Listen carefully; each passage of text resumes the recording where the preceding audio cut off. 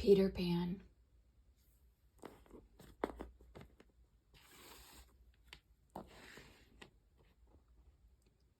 Peter Pan. This is the story of Peter Pan, the boy who never wanted to grow up.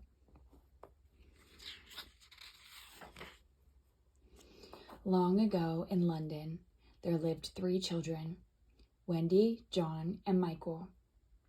Wendy told her brothers stories about a faraway place, Neverland. The hero of these stories was Peter Pan, a boy who never grew up and who had wonderful adventures. One night, when the children were fast asleep, Peter Pan and his friend the fairy Tinkerbell flew in through the nursery window. They had come to search for Peter's shadow. Peter had left it behind one night while he was listening to one of Wendy's stories. Just then, Wendy woke up. She was thrilled to meet Peter Pan and agreed to help him and Tinkerbell capture the mischievous shadow.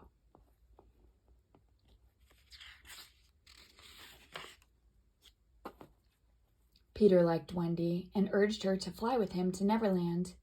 "You never grow up there," he promised.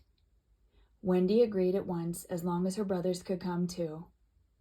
So Peter told Wendy, John, and Michael to each think happy thoughts. Then he sprinkled them with magic pixie dust. Before they knew it, the excited children were soaring high above the rooftops of London. "Second star to the right and straight on till morning," Peter called, leading the way.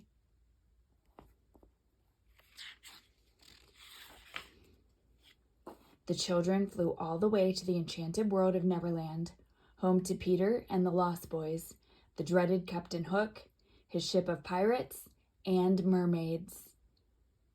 While Peter was out with Wendy at the Mermaid's Lagoon, Peter spotted a little rowboat in the distance. "It's Hook, all right," he cried. Captain Hook was a wicked pirate and Peter Pan's greatest enemy.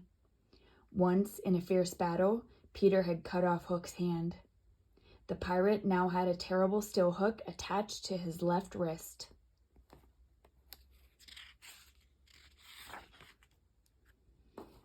And where did that hand go? A hungry crocodile had eaten the pirate's hand. He had enjoyed his meals so much that he now followed Hook everywhere, hoping for a chance to gobble up the rest of him. Peter and Wendy followed Hook and were shocked to see he had the Indian princess Tiger Lily with him. "Tell me the hiding place of Peter Pan, and I shall set you free," the wicked pirate snarled at Tiger Lily. But Tiger Lily was Peter's friend. She refused to tell the dastardly pirate.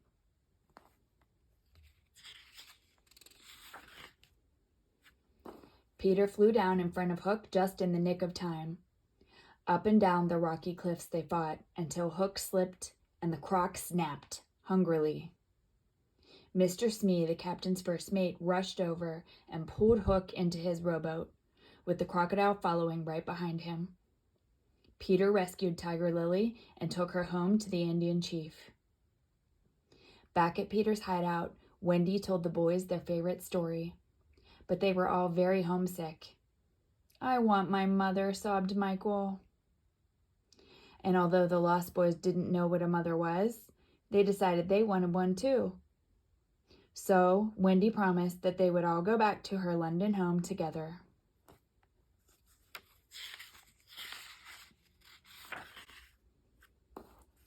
But Captain Hook and the other pirates were waiting outside the hideout. Hook had tricked Tinkerbell into telling him where the hideout was.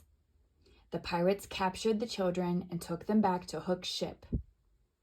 Hook gave them a choice: join the pirates or walk the plank. The boys rather liked the idea of becoming pirates, but Wendy didn't. "Peter Pan will save us," she said. Hook laughed loudly. "We left a present for Peter, a surprise package.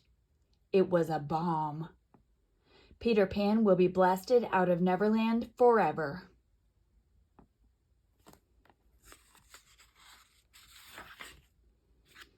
Tinkerbell overheard these words. She knew she had to warn Peter. The tiny fairy reached Peter's hideout just as he was about to open the present. She grabbed the bomb and threw it as far away as she could. Seconds later, there was one huge explosion. Tinkerbell told Peter that Wendy and the others were in danger, and Peter sped off to rescue them with Tinkerbell close behind.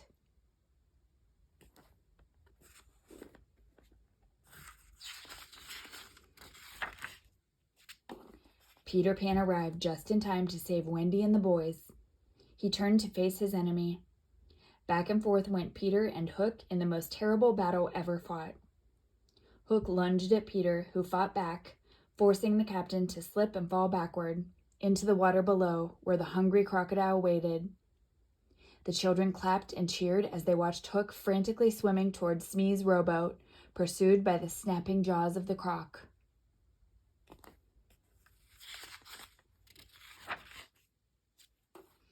Peter gave the order to raise the anchor.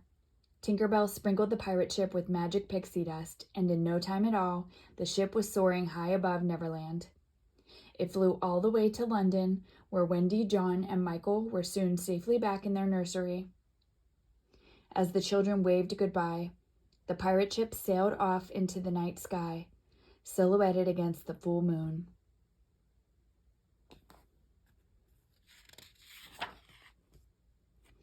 For Peter Pan, Tinkerbell, and the Lost Boys, who weren't quite ready to grow up yet, were off on another wonderful Neverland adventure.